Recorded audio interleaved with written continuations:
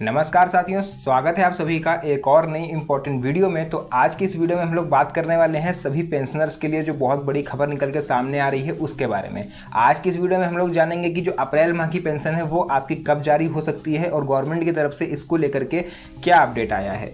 तो चलिए सबसे पहले अपनी वीडियो को स्टार्ट कर लेते हैं और जो भी चीज़ें हैं वो क्लियर आपको समझाते हैं। तो वीडियो में आगे बढ़ने से पहले आप लोग से छोटी सी रिक्वेस्ट रहेगी कि आप अपने स्टेट का नाम या फिर किस जगह से इस वीडियो को देख रहे हो उसका नाम कमेंट सेक्शन में जरूर बताइएगा, ताकि आपके स्टेट में जो भी चीज़ें हैं वो मैं क्लियर बता पाऊँ और कोई भी सरकारी योजना अगर आती है आपकी स्टेट से रिलेटेड तो उसकी जानकारी मैं आपको समय रहते दे पाऊँ, ताकि आप भी सभी सरकारी योजनाओं का लाभ उठा पाओ। तो वापस आते हैं अपने वीडियो के मेन टॉपिक पर और यहाँ पर आपको हम बताएंगे कि जो गवर्नमेंट ने आपकी अप्रैल माह की पेंशन जारी होने वाली है उसको लेकर के क्या दिशा निर्देश जारी करे हैं और ऐसे लोग जिनकी जनवरी, फरवरी और मार्च यानी तीनों महीनों की पेंशन राशि अभी तक उनके अकाउंट में नहीं आई है तो उनको अब क्या करना चाहिए।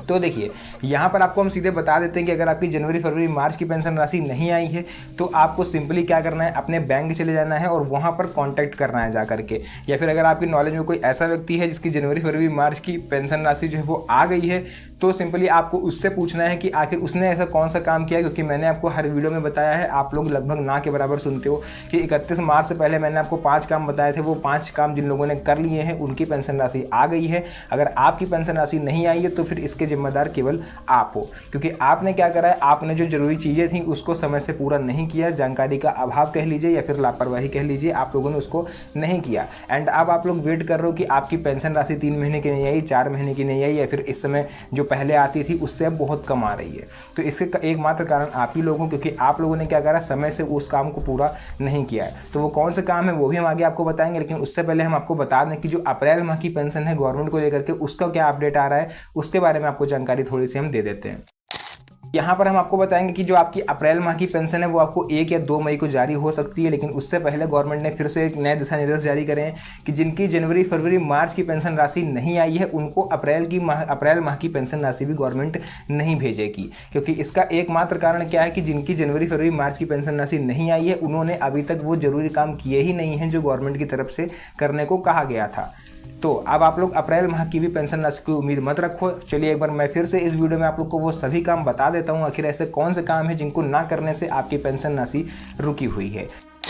आपका जो पहला हमारा जो काम रहने वाला है इंपॉर्टेंट वो ये है कि आप लोगों ने क्या करा है कि आपने अपने पेंशन वाले फॉर्म में IFSC कोड या फिर बैंक अकाउंट की गलती कर दी है। अब आप में से कई लोग ऐसे बोलोगे कि भाई हमारी पहले पेंशन तो आ रही थी, लेकिन अब ऐसा क्या होगा कि जो अब पेंशन नहीं आई 3 महीने से, तो फिर आप लोगों में कोई और प्रॉब्लम हो रही है। मैंने 5 चीज़ें बताई हैं, आप एक एक करके सभी को समझिए। तो सबसे पहले बिगिनर्स के लिए जिन्होंने नया पेंशन में आवेदन करा है एंड वो लोग बोल रहे हैं कि मैंने CSC सेंटर पर आवेदन कर दिया था, 6-7 महीने हो गए हैं, बेनिफिशियरी लिस्ट में भी नाम है लेकिन पेंशन राशि नहीं आ रही है। तो देखिए आपने क्या करा है, आपने IFSC कोड बैंक का गलत डाल दिया है या फिर आपने अपने नाम में कुछ गलती करी है।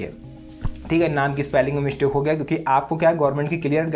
गाइडलाइंस है कि अगर आपका आधार कार्ड से आपका अकाउंट नंबर का नाम जो है वो मिसमैच हो रहा है, एक भी वर्ड अगर इधर उधर हो रहा है तो फिर आपका जो आपने जो एप्लीकेशन दी है या फिर आपने जो आवेदन किया है उसको ब्लैकलिस्ट कर दिया जाएगा, आपका फॉर्म रिजेक्ट कर दिया जाएगा। तो इस केस में आपको अपने CSC सेंटर पर जाकर के जहाँ से आपने फॉर्म भरा है या फिर आपको बैंक में जाके कॉन्टैक्ट करना पड़ेगा। सेकेंड नंबर की हम लोग यहाँ पर बात करें तो आप लोगों ने क्या करा है कि अपने आधार कार्ड को अपने बैंक से लिंक नहीं किया, जिसको हम लोग KYC बोलते हैं या फिर उसको हम लोग DBT सिस्टम भी बोलते हैं। तो फर्स्टली आपको क्या करना है, अपना KYC जाके अपडेट कराना है। तीसरा पॉइंट मेरा यहाँ पर आ जाता है DBT सिस्टम यानी डायरेक्ट बेनिफिट ट्रांसफ़र। अगर आपने इसको अपने बैंक से लिंक नहीं किया है तो भी आपकी जो पेंशन है वो नहीं आई है 3 महीने की और आगे आने के चांसेस भी नहीं है। फोर्थ यहाँ पर हम लोग बात करेंगे, आपने अपने मोबाइल नंबर को क्या करा है, अपने जो पेंशन अकाउंट है उससे तो लिंक है आपका, लेकिन आपने अपडेट नहीं कराया है बैंक में जाकर के। यानी जब भी आपने अकाउंट खुलवाया हो 3-4 साल 5 साल पहले, आपने एक मोबाइल नंबर उसमें लिंक जरूर करवाया होगा। अब किसी कारणवश क्या हुआ कि आपका वो मोबाइल नंबर बंद हो गया या डीएक्टिवेट हो गया या फिर फ़ोन चोरी हो गया, फ़ोन गिर गया,